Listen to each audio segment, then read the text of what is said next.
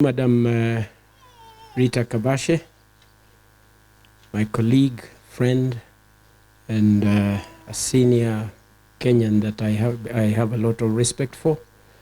Engineer Luanga, who represents the governor, Minister Kimeu, team from Isuzu, the Community Forest Association, Davies and Shatleaf, my colleagues from Green Africa Foundation, and of course the team that makes this country keep on shining, the unsung heroes in the Kenya Forest Service. I greet you all, Amjambo, and everyone who is here, Amjambo. Anuma Muumandu Mwaseo. Wana neona mwili tamutama ni ambepo endi. Uwe naona mwena mutumia wake lile mpaka eta hata mutumia usiwe neona tangu sioka na ake ilobi netona umie ilobi tenange. Ola inakakobila katune. Eta Mr. U.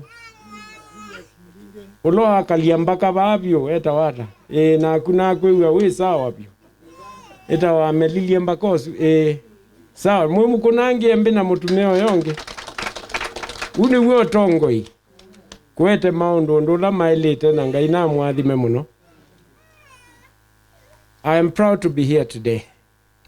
Proud to work with Isuzu. Our country has got many challenges. Very many challenges.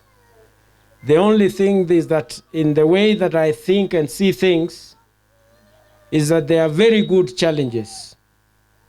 Very, very special challenges, because one of the biggest challenges we have as a nation is a very energetic country, a very energetic nation, full of youth. Youth that want to do things. So it never surprises me, even when we are told that Kenyans are forging certificates, they are forging COVID certificates, it's the energy that is around in Kenya. It's too much energy. And therefore, doing this and having to appreciate that we have an energetic country, it is the responsibility of those in power and those in positions of authority and those God has placed in different positions to create activities to manage that energy in the best way possible. Isuzu is doing it in a big way. And I'm glad that my colleague and lady Muya has already talked about the greening part.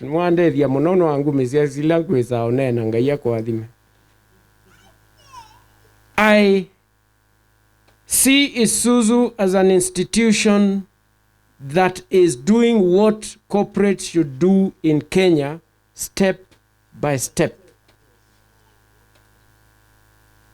It is not just the making of the money.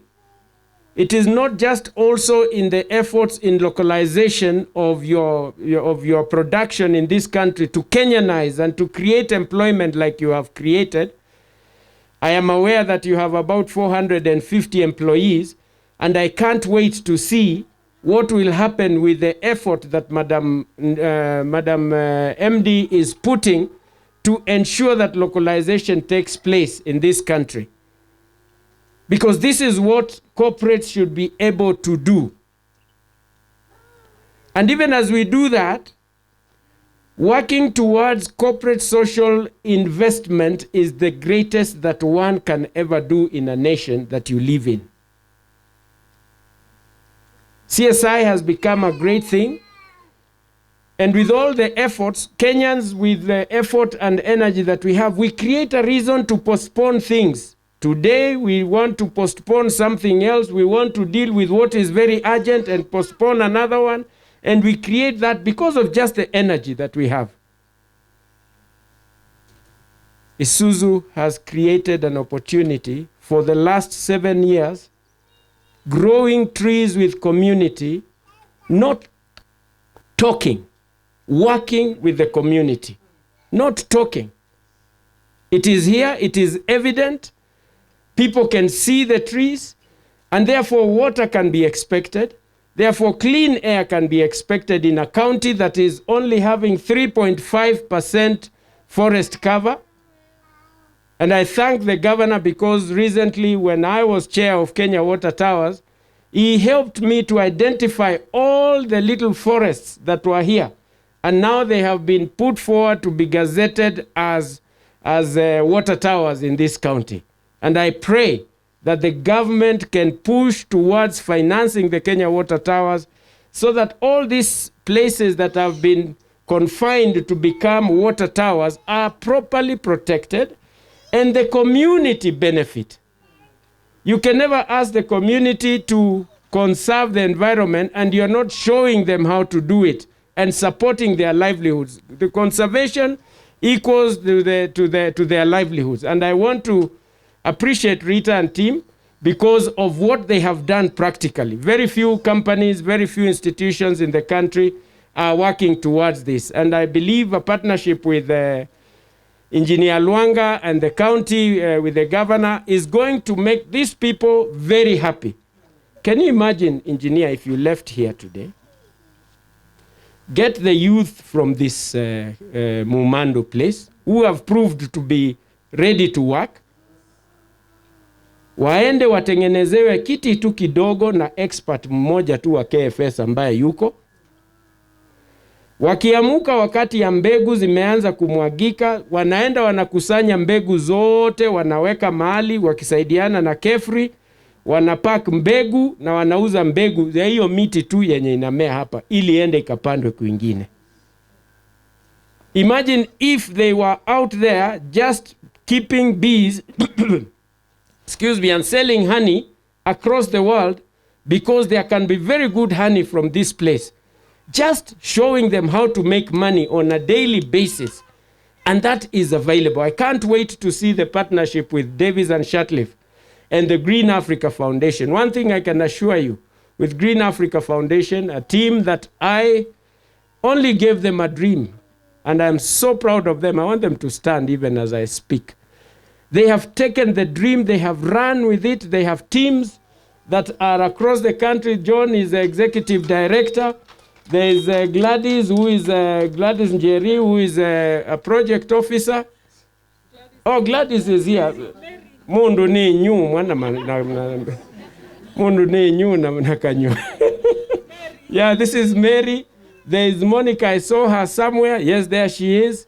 There is Joe, who is part of a big team of the Plant Your Age campaign. There are many. There is Julia and others. I'm so proud of you.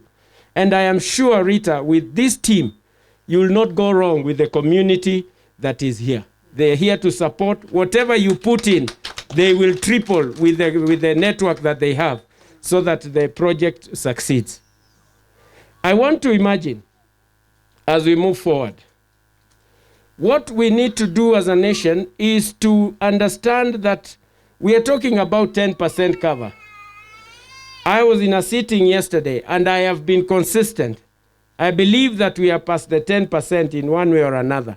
My imagination is a country that is not less than 40% forest cover.